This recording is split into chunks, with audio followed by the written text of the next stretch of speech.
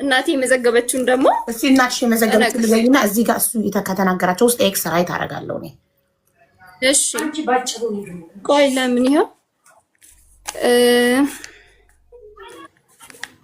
መስከረም 4 ሩዝ 5 ኪሎ ገዝቷል። ወተት 1 ሊትር ገዝቷል። ብስኩት ገዝቷል። ይሄ ኩኪስ ማለት ነው። እሺ ከዛ በመስከረም 11 በየቀኑ አይገናኙም። መስከረም 11 ኳስ ገዝቷል። እርጎ ገዝቷል። ወተት 1 ሊትር ገዝቷል። ከዛ ብስኩት ገዝቷል።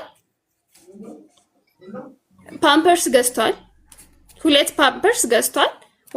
ዋይፕስ 1 ነው የገዛው። ልጃችሁ የአራት ዓመቱ ነው አይደል? ልጃችሁ 3 ዓመት አሁን ነው 4 ይሞላል። አዎ ማታ ማታ ይጠቀማል። ኦኬ እኔ ራሱ እንደውም ዳይፐር ሲል ተሳስተካል። የ4 ዓመት ልጅ እንዴት ዳይፐር ይለብሳል? ዳይፐር ማለት ገዛ አትችልም ስለው እኔ ጋር መጥቶ ሲያድር ማታ ማታ ይሸና ነበር እና ዳይፐር ገዛ ነበር አለ።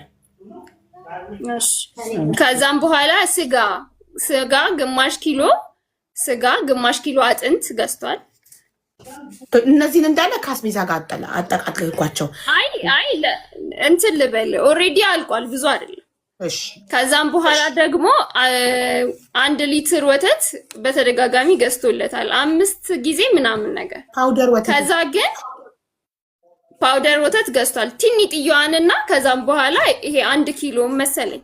ትልቅና ትንሽ ነው ያለው። እንደዛ ነው የመዘገብኩት። እሺ ከዛም በኋላ ደግሞ የግማሽ ሊትር ወተት ከመስከረም 4 እስከ 30 ግማሽ ሊትር ወተት እንትን ብሏል።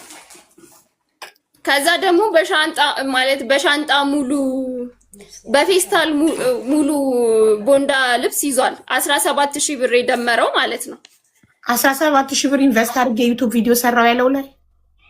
አዎ እሱ ጋር ሲደመር ጫማ አለው እዛው ልብስና ጫማ ስላልኩት እዚህ ጋር ራይት ከማድረግ ቤት ጫማ ያለው እዛው ቦንዳ ጫማና አንድ ጫማ አንድ አዲስ ልብስ አንድ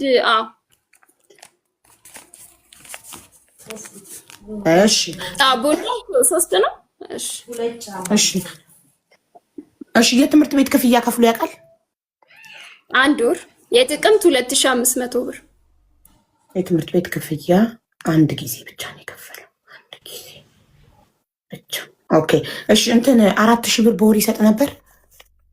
በጭራሽ። ኧረ በህልሙም 400 አይሰጥም። አይደለም 4000 ብር 4 ብር አይሰጥም። የለኝም ነው የሚለው። ከቶ ማያውቅም 4000 ብር አንዴም በህይወቱ በጭራሽ። ዲኤንኤ ተመርምሮ ነው የሚበዛው። ዲኤንኤ ተመርምሮ አባትነቱ ከታወቀ